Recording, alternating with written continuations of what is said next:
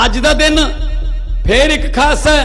मैं हुण जेड़े फंक्शन तो आया, इदों पहला बड़े रोड़े अटकाए गए, नहीं जी ऐ नहीं हो सकता, नहीं जी ये तो हो ही नहीं सकता।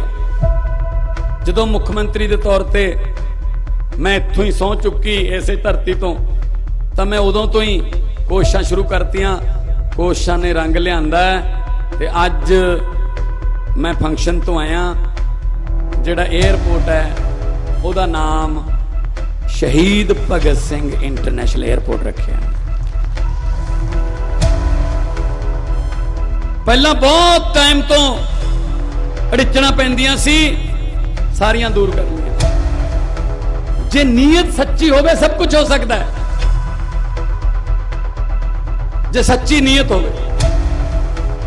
पर इन्हों ने कदे सच्ची नीयत ना कोई काम ही नहीं किया, तो लोगों को सारा पता लग गया भी भाई ये तो खोटी नीयत वाले है।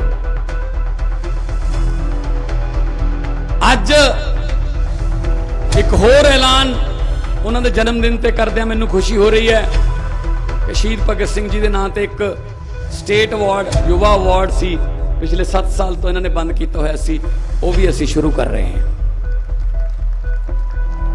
उहदे च बहुत वख-वख खेतरां च मल्लां मारन वाले नौजवानों नूं 51,000 रुपए की राशि ते प्रशंसा पत्र दिता जाता है।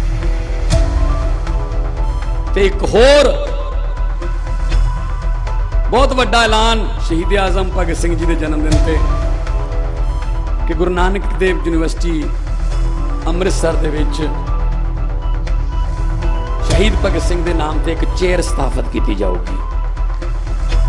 चेयर स्थापित करने का मतलब है उन्होंने खोज की जाऊगी, उन्होंने PhDयां होणगियां, उन्होंने रिसर्चर जिहड़े रिसर्च करनगे ताकि सानू साडे शहीदां बारे होर पता लग सके।